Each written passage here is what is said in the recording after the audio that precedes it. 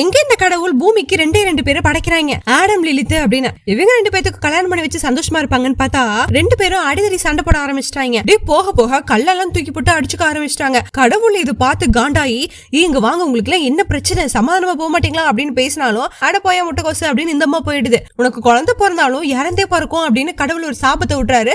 அதையும் கண்டுக்காம போய் சாத்தான் கூட கூட்டணி வச்சுக்கிறாங்க.